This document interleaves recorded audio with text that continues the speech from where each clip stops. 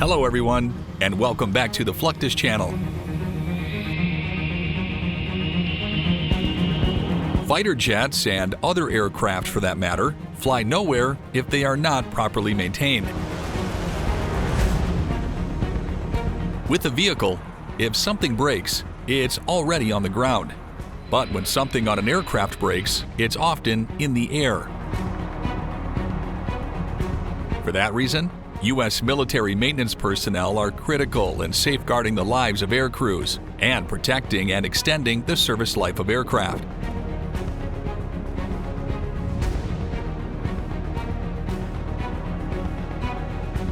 U.S. military aviation maintenance personnel, sometimes known as maintainers, have become increasingly important since World War I, evolving in tandem with technological advances.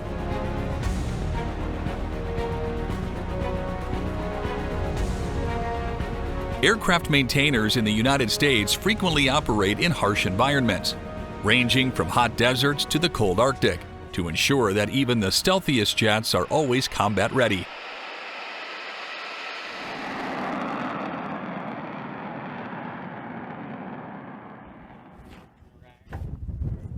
Aircraft maintenance cannot happen only on the flight line, but it happens there most often. Line maintenance for U.S. military fighter aircraft entails on-the-spot repairs and inspections between flights to assure operational readiness. Technicians perform activities such as refueling and maintaining hydraulics, as well as tire replacement and avionics inspection.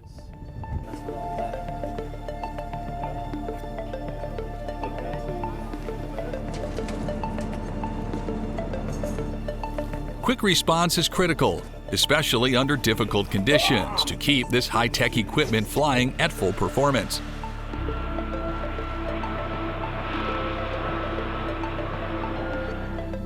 Line maintenance is where maintainers ensure noticeable defects are corrected.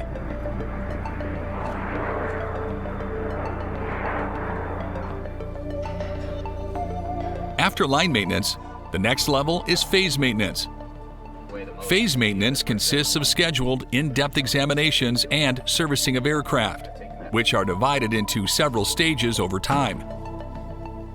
Unlike line maintenance, which addresses immediate, routine needs between flights, phase maintenance is comprehensive, thoroughly inspecting integral systems and structures to avoid future failures.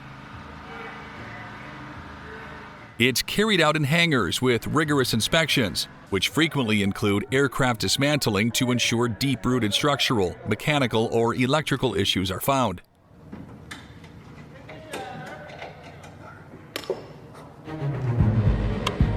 Then, there is depot-level maintenance. In the USAF, depot-level maintenance comprises large overhauls and rebuilds which go beyond the capabilities of the field or base. A great example is the replacement of F-16 wings, a highly complex procedure that necessitates specific skills and facilities. This process, which is carried out in Air Force depots such as Kunsan Air Base, entails meticulous dismantling, replacement, and testing to extend the aircraft's service life.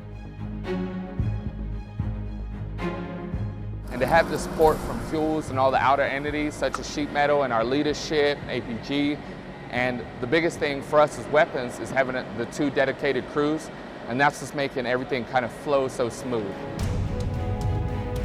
Specialty shops, such as the Armament Back Shop, repair multi-role aircraft armament systems. The M61 Vulcan is a 20mm rotary cannon with 6 barrels, which means it's complicated as it has many moving parts. In this shop, the technicians must usually take the gun apart, determine what the problem is, and then put it back together again. Then they test it for working before sending it back to the flight line. Today we received a gun from the flight line, so we had to tear down the gun and the handling set on the gun and clean it, repair any parts, or replace any parts that are damaged or worn. Not all maintenance can be performed in the United States.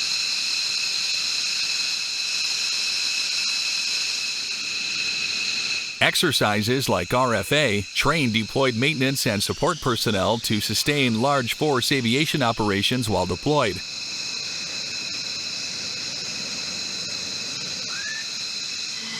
It mimics realistic combat circumstances, allowing joint and multinational forces to perfect their fighting skills and manage aircraft maintenance under operational duress.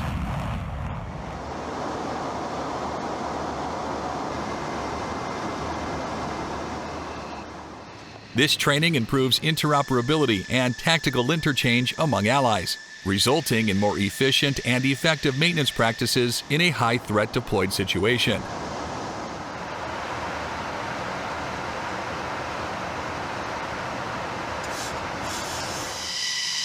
Before any aircraft in the United States Air Force can take off, it needs to have its pre-flight checks and maintenance done.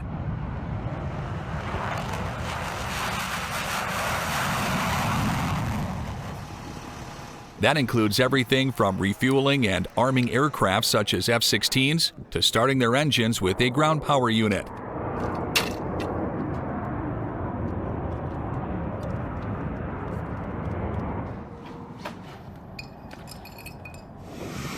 Once the pilot arrives at his aircraft, he reviews the maintenance report prepared by the crew chiefs who supervise maintenance, does his own pre-flight inspection, and then enters the aircraft cockpit.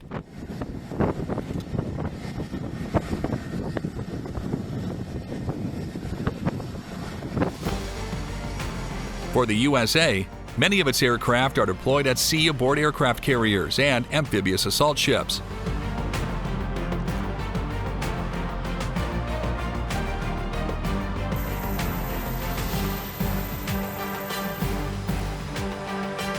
Maintenance on aircraft carriers like the Nimitz class of aircraft, such as the FA-18EF Super Hornet, requires carefully coordinated operations from specialist teams.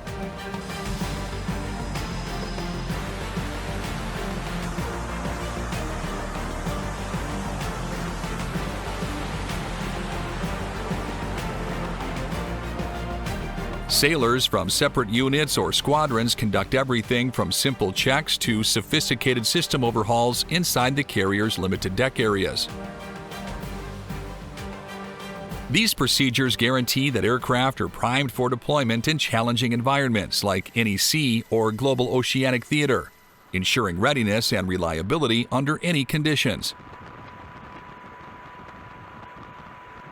Maintenance chores are carried out in hangar bays and on flight decks, with an emphasis on precision and quick turnarounds to keep operations running smoothly.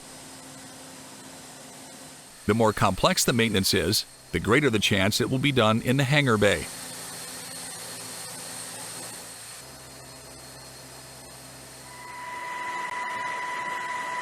Since aircraft carriers must be self-sustaining, they also contain many specialty shops within their lower decks.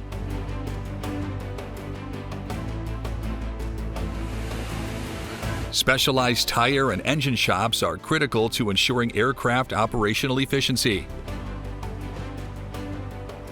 The tire shop inspects, repairs, and replaces aircraft tires to ensure they can weather the rigors of many takeoffs and hard-arrested landings on the flight deck.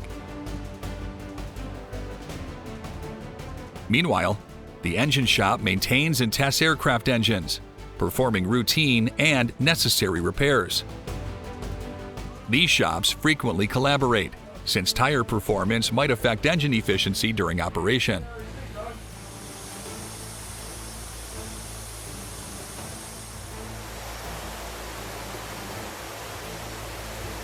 Both shops extensively test their components to ensure maximum performance and safety in all flight circumstances.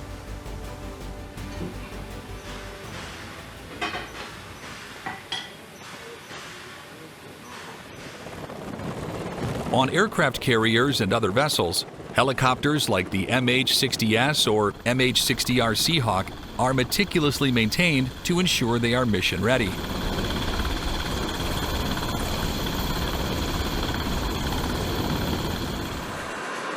The process requires specialist helicopter maintenance teams to do everything from simple inspections to complicated system overhauls. These teams rigorously evaluate rotor blades, engines, avionics, and hydraulic systems, emphasizing the particular requirements of rotary wing aircraft, as opposed to fixed-wing platforms.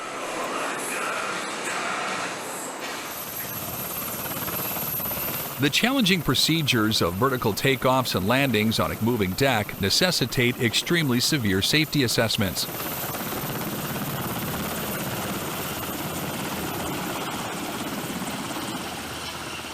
Furthermore, the integration of advanced sensors and weapon systems on the Seahawk necessitates the need for specialized electronic and armament shops to maintain these sophisticated components and ensure peak performance throughout deployments.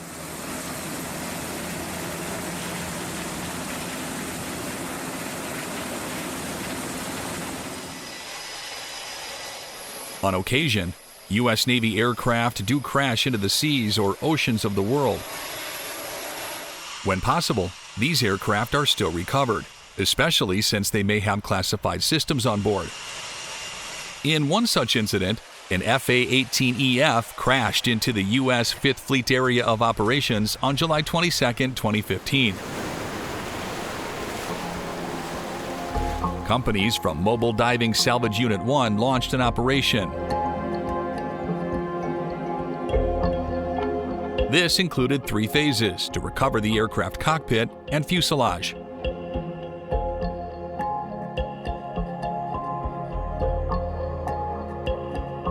The cockpit was especially important because of the classified avionics it contained.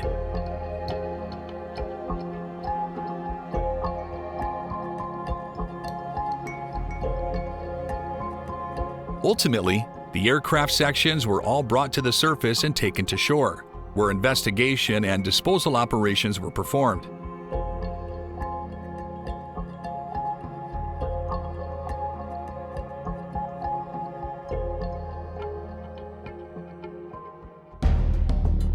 Recovering any crashed aircraft is called crash damage or disabled aircraft recovery. These types of operations are conducted by specialists who have received specialist training in recovering such aircraft. These specialists employ various means, depending on the location of the aircraft, its condition, and the type of aircraft in question.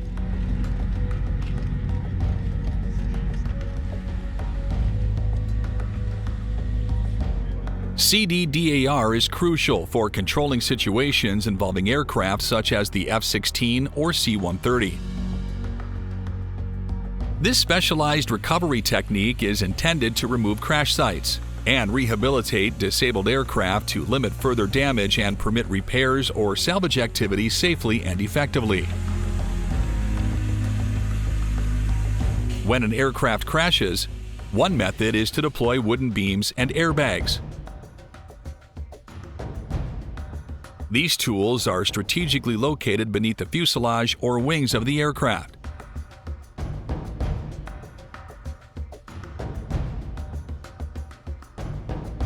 Wooden beams are utilized to provide stable support structures, distribute the load, and prevent additional structural damage to the aircraft.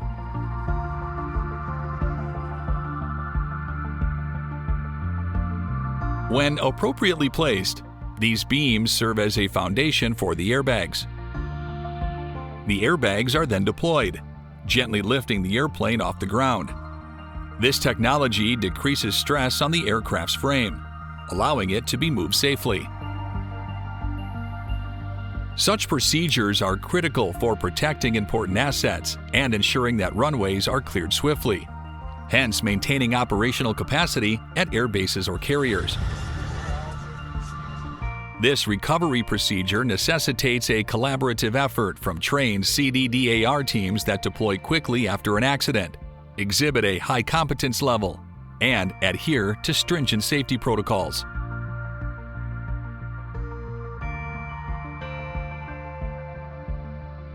On occasion, only part of the aircraft may need to be replaced.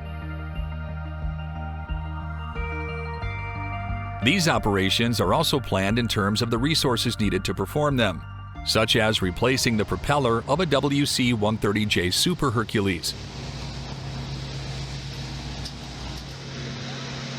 It's properly aligned with the engine's driving shaft.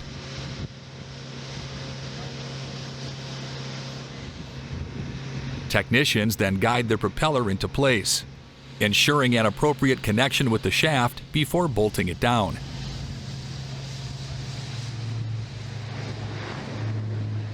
Throughout this operation, meticulous coordination is required to guarantee that the propeller is mounted without hitches and is securely fastened to withstand operating conditions.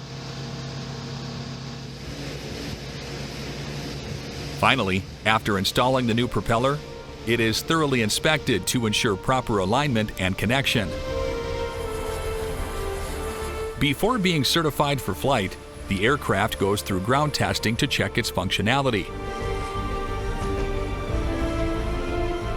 Aircraft have thousands of parts, and every single one of them needs to be inspected with differing degrees of regularity.